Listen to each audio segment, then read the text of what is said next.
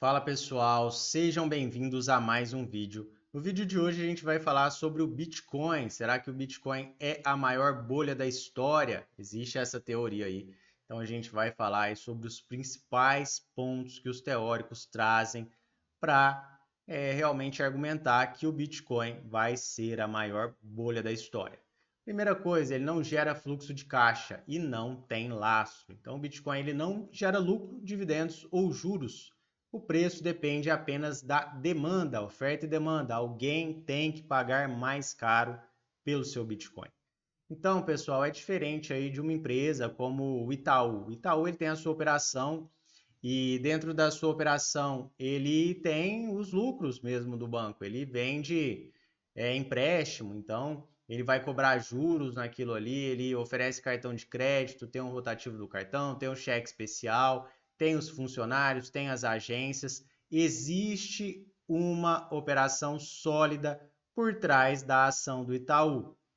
Então, é claro que a ação também ela vai valorizar de acordo com oferta e demanda, mas por trás ali daquela ação tem uma empresa com um operacional forte. O Itaú, ele seria lucrativo mesmo se ele não tivesse na bolsa. Por quê? Ele tem um negócio real.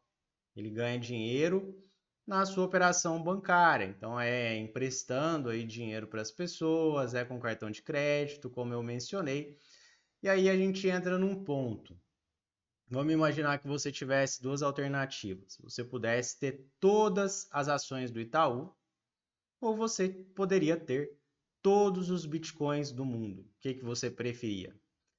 E aí, pessoal, a questão é: se você tivesse todos os bitcoins, todos fossem seus, ninguém quisesse comprar, você não conseguisse vender para ninguém, e aí? Você não iria ter dinheiro, não iria ter valor algum. Diferente de você ter todas as ações do Itaú. Você seria ali o majoritário e teria um banco extremamente lucrativo que está vendendo empréstimo aí, pessoal endividado que está pagando juros altíssimos e você ficaria bem rico, seria um bilionário aí brasileiro e não teria muitos problemas, vamos dizer assim. Então tem esse ponto, o Bitcoin ele não gera fluxo de caixa como as empresas geram fluxo de caixa. Tem uma operação, tem realmente um negócio real. Os críticos eles também dizem que o Bitcoin não tem lastro, então o valor não é ligado a um ativo físico ou garantia do Estado, né? Como acontece com as ações, como acontece com os fundos imobiliários, que tem os imóveis por trás.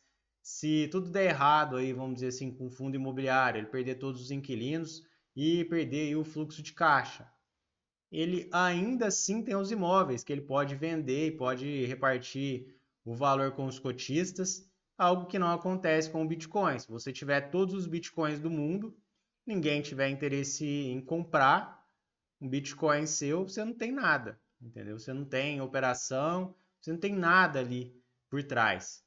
O que é o lastro, então? O lastro é algo que garante o valor de uma moeda ou ativo, e pode ser ouro, dólar, títulos, reservas.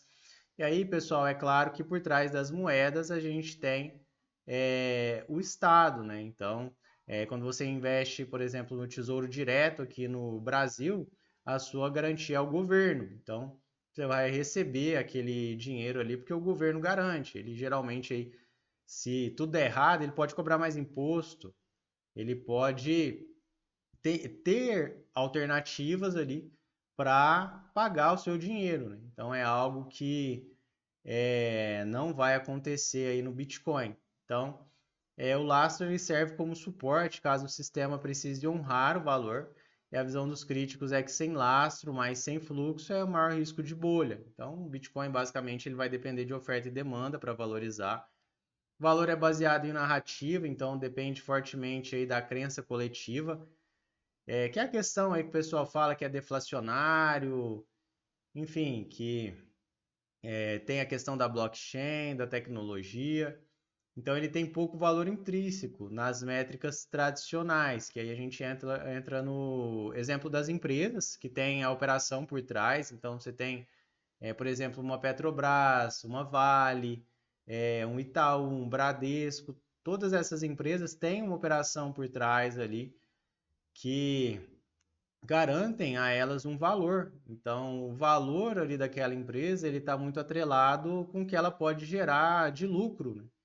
No longo prazo, a gente fala que a cotação ela sempre vai seguir o lucro. Então, quanto mais lucrativa for uma empresa, quanto mais boas perspectivas essa empresa tiver, mais ela vai ter ali de valor de mercado, coisa que não acontece no Bitcoin. O Bitcoin depende dessa crença coletiva, da narrativa, de oferta e demanda.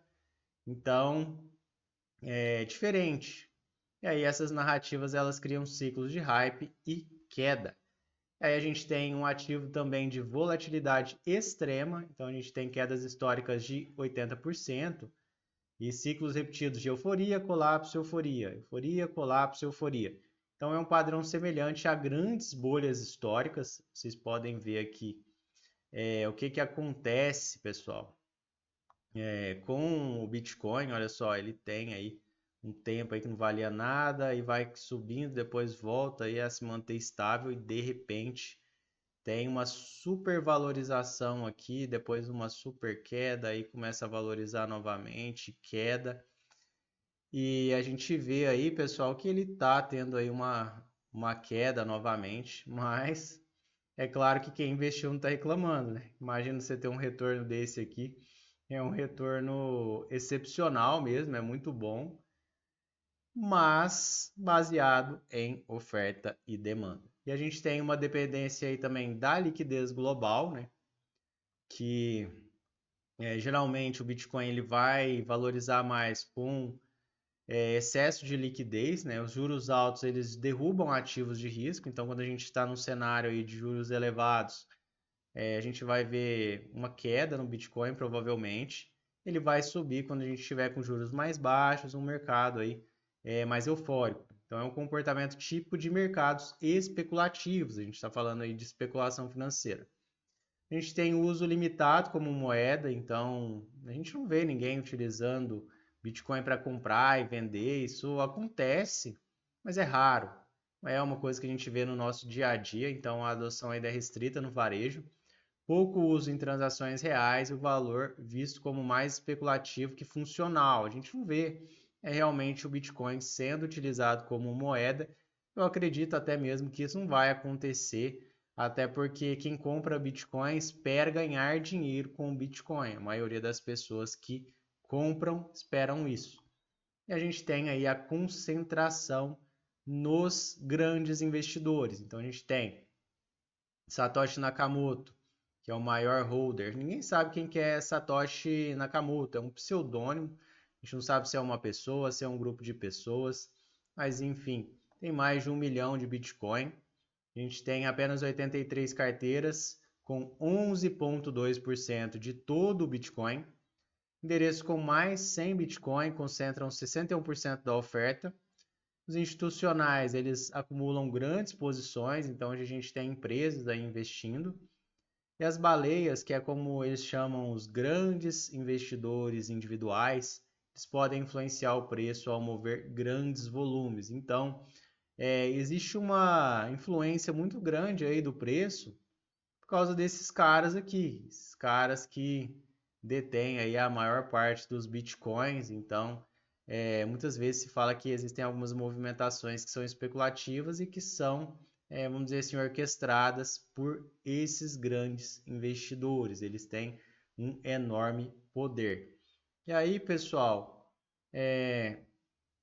a gente acaba aí esbarrando na situação aí das principais bolhas aí da história.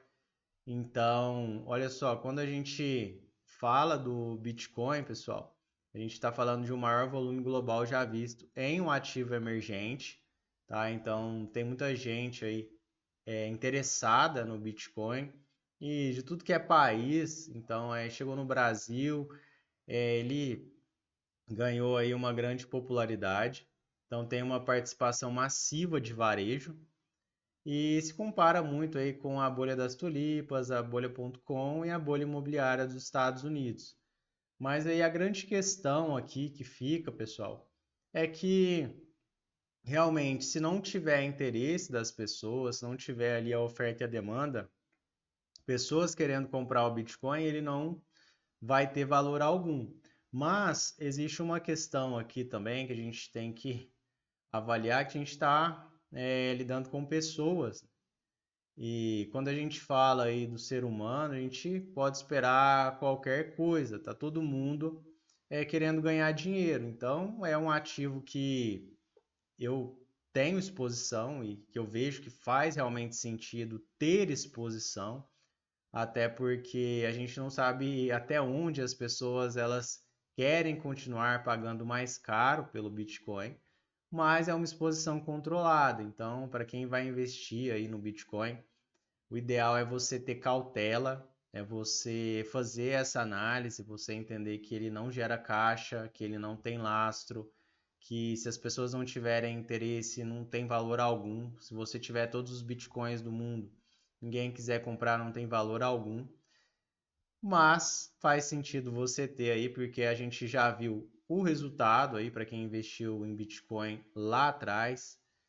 Então, tem pessoas interessadas, tem pessoas querendo comprar, existem diversas finalidades aí que a blockchain traz, inclusive, que é o fato aí de ninguém conseguir rastrear seu dinheiro. É claro, se você souber o que você está fazendo, ninguém vai conseguir rastrear o seu dinheiro, você vai conseguir fazer transações aí 100% ocultas, e é claro que tem muitas pessoas que têm interesse nisso, e isso também faz com que essa criptomoeda ela tenha aí a sua grande parcela aí de movimentação. Existem diversos outros benefícios que dá para a gente trazer aí em um outro momento, mas o ideal aqui é mostrar para vocês que existe essa teoria, que o Bitcoin é realmente a maior bolha da história, que pode estourar a qualquer momento. Isso realmente tem fundamento, tá? E aí vocês devem manter uma exposição com cautela. Lembrando que esse vídeo aqui ele não representa recomendação de compra ou venda de ativos. Agradeço a todos vocês que ficaram até o final e até a próxima.